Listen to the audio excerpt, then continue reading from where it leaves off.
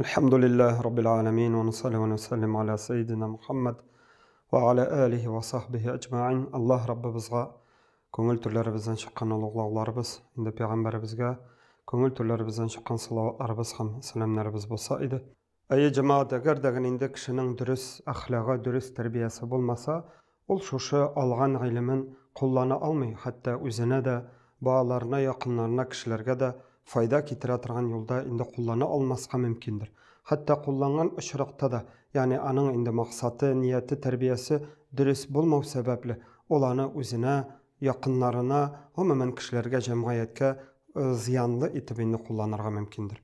Şuna göre Allah Teala karşında en birinci Peygamberimiz sallallahu aleyhi ve sellem şu dünyalıkka, şu bizden alimlerge jiberliği, ol indi büyük ilim, ahlak ilimin üretü bilen kildidir. Hem de indi Peygamberimiz sallallahu aleyhi ve sellem turunda Allah Teala da etti nerse dedi. Peygamberimiz sallallahu aleyhi ve sellem'nin turunda etti, ol büyük huluk iyesi.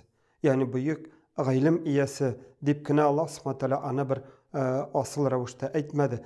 Etti büyük huluk iyesi. Yani huluk digaç, anın ahlakı Allah Teala karşında, yani şu dünyalıkta da, ahirette de baxetli bolu için dürüst terbiye biri buldudur. Galimlerge ilim alarga kilgeç de, ay galimler indi suri turgan bulganlar. Ayı qayda terbiyelendin? Nindi terbiye aldın? Yani ata-ana terbiyesi mi? Yaki da meşhur birer galimnin, ustazının, müderrisinin terbiyesini aldın mı? Ay nindi terbiye aldın deyip ayı suri turgan bulganlar.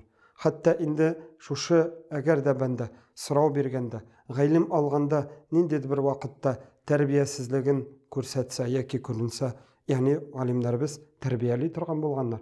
Şuna göre de indi cemaat, indi har başalarımızda şuşunun turunda özümüzge, köngülümüzge ihtibarga alıp, şuşunu özümüzün köngüllerimizge ihtibarga alıp, indi en birinci şaratta indi özümüzün terbiyemiz. Yani tuqtala Allah Teala karşında, yani benim ahlakım, benim özümni tutuşum, muamelem kişiler bilen, ya Rabbim özün bilen, hamda indi umumen özüme karata, yani ahlakım, terbiyem dürüst miken, ayı Peygamberimiz sallallahu aleyhi ve sellem öğretkençe, men indi terbiyem toru kilem iken dip, indi terbiye turunda ihtibarga alıp, uylansak indi mümkün hayırlı bolur idi. Ham indi bağlarımızda da terbiyelegende, en birinci şaratta ayı gaylim bir hiç şeksiz gerek. Çünkü nadanlık ol yaxşılıkka ilmi. Ama lakin aylem biri bilen bir retten terbiye biri de indi bir hayırlı bulur idi.